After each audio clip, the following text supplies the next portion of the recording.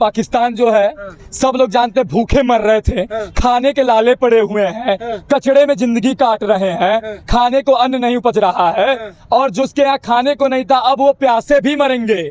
सिंधु नदी जो हमारी सिंधु माता थी, हमारे भारत राष्ट्र से निकल के पाकिस्तान की तरफ हम लोग जो उनके ऊपर मेहरबानियां हम लोग करते थे। राजनाथ सिंह जी से हाथ जोड़ के विनती है कि प्रभु जितनी जल्दी आप इस देश के लिए बदला लेके आएंगे उतनी जल्दी ही हमारे देश के युवाओं में आक्रोश और पैदा होगा और चाहे जो चीजें हो, छोटी हो या बड़ी हो, चाहे एक गोली का जवाब 100 गोली से देना पड़े, चाहे 100 गोली का जवाब 1 लाख गोली से देना पड़े, लेकिन खुलेआम दिया जाएगा। और एक ही नारा है आप लोगों के लिए कि मैं बाबा गुरु गोरक्षनाथ की सनातन की धरती से खड़ा होकर खुला मंच से चैलेंज करता हूं और भारत सरकार से अनुरोध करता हूं कि हमें युवाओं को मौका एक बार छूट दे दिया जाए, ना घुस में घर में घुस के और उनका पूरा राशन पानी उनको जिंदा उन आक्रांताओं को उठाना लाए, उनका 47 उनके घर में उनके शरीर में ना उतार। बार जरूर सर्जिकल स्ट्राइक से भी कुछ बड़ा करके 27 नहीं 27 लाख आबादी आतंकवाद को खत्म करने का काम करेगी ये सरकार, क्योंकि हम जिस सरकार के इस समय है, इस समय हमारा जो देश कि अपना देश उस जलजले में फंसा हुआ है जिसमें हम लोग सबको एक साथ आने की जरूरत है। और आप 2 दिन के चुटपुटिया नेता अपनी राजनीति रोटी सेकने के लिए, नेतागिरी करने के लिए आप लोग 56 इंच के सीने वाले पे उंगली उठा रहे हैं, जिनकी खुद की औकात और हैसियत नहीं पाकिस्तान से बात करने की, वो बात करेंगे 56 इंच के। नमस्कार, देख रहे हैं यूपी हेडलाइंस में आपके साथ मोनू गुप्ता। अगर देश में किसी भी चीज़ का अगर घिनौना काम किया गया है तो वो पहलगाम में किया गया है, कि बताया जा रहा है कि जहाँ पे गोली का एक छर्री भी नहीं उन्होंने यूज किया और वहाँ पे पाकिस्तान के पसीने छूट गए हैं। बताया जा रहा है कि जो सिंधु जल की जो रोक लगाई गई है, जो वहाँ पे जो उन लोगों से समझौता हुआ था उसे रद्द किया गया है, उससे अब पाकिस्तान जो है अपनी खेती के लिए ही नहीं पानी के लिए भी तरसेगा और साथ ही साथ अंधेरे में सोना भी पड़ेगा, क्योंकि उसी जल से जो है वो अपना खेत अपने वहाँ बिजली भी उत्पन्न करता था। इन सब चीज़ों को लेकर के गोरखपुर में है और गोरखपुर के सभी छात्र हैं और इन छात्रों में वो आक्रोश है। इनका कहना ये है कि अभी जो कार्रवाई की गई है अभी ये कम है, अभी ये कितना और चाहते हैं इनसे हम जानने की कोशिश करते हैं। क्या नाम पड़ेगा? मेरा नाम पड़ेगा देवांश प्रताप सिंह। देवान जी, कैसे देखते हैं सर्जिकल स्ट्राइक? कहा जा रहा है कि हो सिंधु जल का जो समझौता था, समझौता रद्द कर दिया भारत ने। अब कहा जा रहा है कि ये बिना गोली चलाए हुए जो है भारत ने पाकिस्तान के ऊपर सर्जिकल स्ट्राइक कर दिया। क्या ये जो सर्जिकल स्ट्राइक हुआ है, क्या इससे भी बड़ा कोई उम्मीद रखते हैं भारत सरकार से? देखिए, पहली बात तो आपने जो बोला कि सिंधु नदी का पानी रोक दिया गया है, पहले तो ये पाकिस्तान जो है सब लोग जानते हैं भूखे मर रहे थे, खाने के लाले पड़े हुए हैं, कचड़े में जिंदगी काट रहे हैं, खाने को अन्न नहीं उपज रहा है और जिसके यहाँ खाने को नहीं था अब वो प्यासे भी मरेंगे। सिंधु नदी जो हमारी सिंधु माता थी, हमारे भारत राष्ट्र से निकल के पाकिस्तान की तरफ हम लोग जो उनके ऊपर मेहरबानियां हम लोग करते थे, तो भारत सरकार ने रोक लगा दी है।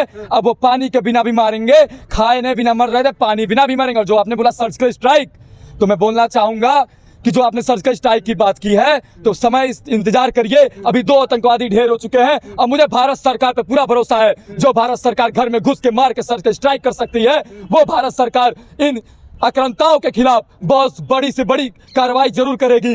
अगर नहीं कर पाती है, सरकार से मेरा हाथ जोड़ के अनुरोध है, अगर सरकार इस चीज में विफल है तो भारत राष्ट्र में एक से बढ़ के एक हिंदू राष्ट्र सनातन प्रेमी जिंदा है। मैं खुद देवांश प्रताप सिंह जिंदा हूँ।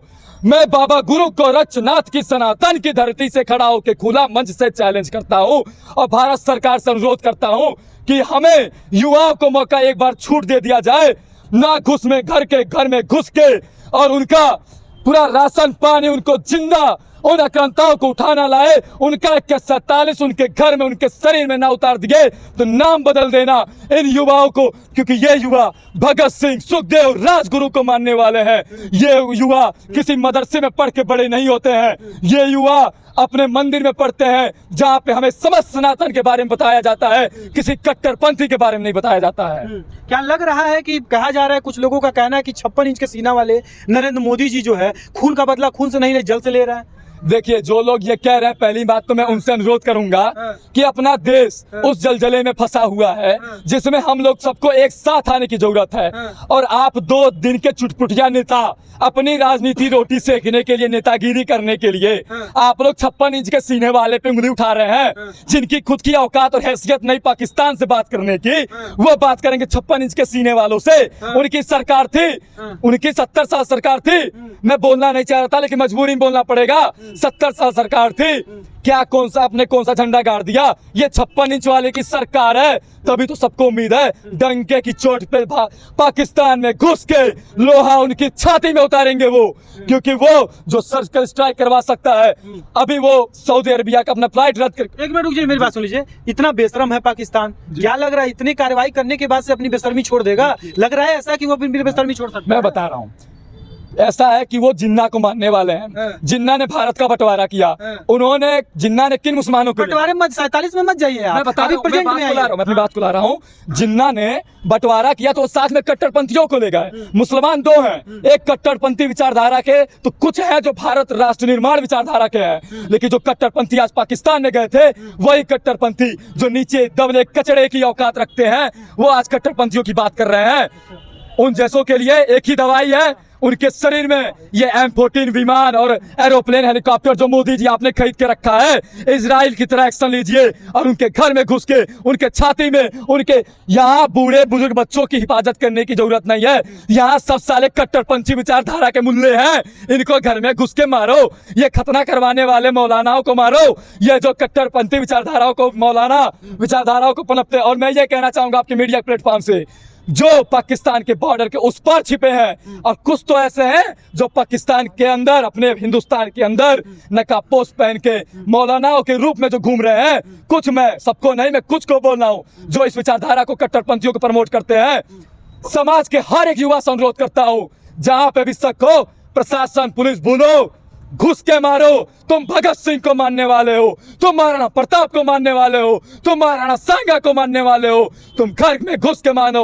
तुम युवा हो, तुम्हारी शक्ति है, तुम छात्र हो, अपनी राष्ट्र को शक्ति दिखाओ, अपने भारत का नेतृत्व करो। ठीक है, आ रहे हैं। क्या नाम पड़ेगा आपका? मेरा नाम ज्योति विश्वकर्मा है। ज्योति विश्वकर्मा, क्या पढ़ती है? अभी मेरा BA second year BA second year है। ये जो पहलगाम में हुआ है, मोदी जी ने सर्जिकल स्ट्राइक के तौर पे जल सिंधु को रोक दिया है। क्या लग रहा है इतना काफी पड़ेगा इस पाकिस्तान के लिए, जो हमेशा ये कार्य अपना जो कायरपंथी दिखाता रहता भारत के खिलाफ, कभी ना कभी कुछ ना कुछ होता रहता है, जो वहाँ के आतंकवादी जो संगठन के लोग हैं? मेरा बस छोटा सा स्टेटमेंट है। हाँ। मतलब इस अखंड भारत में धर्म के नाम पे हिंसा जो हो रही है, हाँ। मतलब अखंड भारत मानने वाला धर्म के नाम पे जो हिंसा हो रही है, ये नहीं होनी चाहिए। हाँ। सब धर्म के नाम पे हिंसा, वो भी भारत में नहीं होना। मुझे बस जस्टिस, मतलब जैसे भी हो, बस हाँ। गवर्नमेंट से मेरी यही अपील है, जस्टिस, बस जस्टिस। कैसे किस तरह की आप चाहते हो? महिला है, एक महिला वहाँ पे बहन थी, उस बहन के सामने उसके पति की हत्या हो जाती है। बहन ये बोलती है कि हमें भी मार दो, लेकिन वो ये बोलता है कि मोदी तक जाके संदेश दो कि हमने तुम्हारे पति को मार दिया है, मोदी को जानना बहुत जरूरी है। किस तरह की आप चाहते हैं, उस तरह की जस्टिस चाहती हैं आप उन लोगों के लिए? जस्टिस एज अ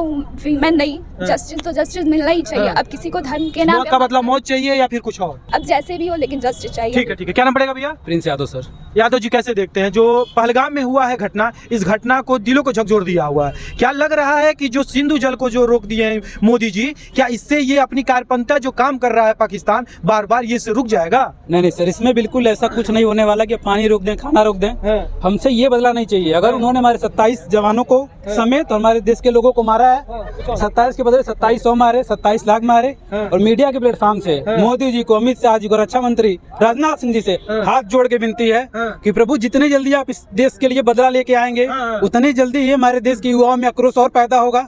और चाहे जो चीजें हो, छोटी हो या बड़ी हो, चाहे एक गोली का जवाब 100 गोली से देना पड़े, चाहे 100 गोली का जवाब 1 लाख गोली से देना पड़े, लेकिन खुलेआम दिया जाएगा। और एक ही नारा है आप लोगों के लिए कि आ रहे हैं कट्टरपंथियों, तैयार रहना तुम लोग। एक चीज मुझे बताइए, वहाँ पे न जात पूछा है, न भाषा पूछा है, न प्रदेश पूछा है, न किसी तरह से कोई और पूछा है, बस पूछा है कि तुम्हारा धर्म कौन सा, और गोली धड़ल्ले चलने लगी है। इस चीज क्या लग रहा है कि ये कट्टरपंथी एक तरफ लग नहीं रहा है कि जहाँ पे गंगा यमुना तहजीब की जो गंगा यमुना तहजीब की जो देश माना जाता है भारत में, जहाँ पे हिंदू, मुस्लिम, सिख, ईसाई, जैन, फारसी सब रहते हैं, उस देश में इस तरह के आकर के सिर्फ हिंदू को टारगेट करना, जहाँ पे हिंदू बस इसी देश में जो है सिर्फ और सिर्फ बहुसंख्यक में है, इस हिंदुओं को टारगेट किया जा रहा है? बिल्कुल। अगर इस चीज में मैं देखूं तो एक चीज हमारे देश में जो कमी रह गई है, अगर वो आतंकवादी घुसे हैं तो किसी न किसी भारतीय के सहारे ही वो देश में घुस पाए हैं, डायरेक्ट तो नहीं घुस पाए हैं। तो अगर ऐसा किए हैं तो खड़ा करके बीच झंडा चौक पे जम्मू कश्मीर के खड़ा करके गोलियों से भून देना चाहिए। क्योंकि जब तक हम जवाब नहीं देंगे, ऐसा कदम नहीं उठाएंगे, तब तक हमारे युवाओं को पता नहीं चलेगा। और जो हमारे देश में घुस के हमारे देश का अपमान करवा रहे हैं, देशभक्ति के नाम पे कलंक है, उन्हें खुला चैलेंज देना चाहते हैं कि जब जब पकड़े जाओगे तब तब मारे जाओगे और खुलेआम मारे जाओगे। क्या नाम पड़ेगा भाई? अभिनव तिवारी। अभिनव, जो पहलगाम में हुआ है इसे कैसे देखते हैं? क्या ये पाकिस्तान अपनी हरकतों से बाज नहीं आ रहा है? जिस तरह से सिंधु जल का जो निर्णय लिया गया है, अब कहा जा रहा है कि पाकिस्तान अब ये अपने बातों से नहीं संभल रहा था, तो अब जो सर्जिकल स्ट्राइक जल के द्वारा किया गया है।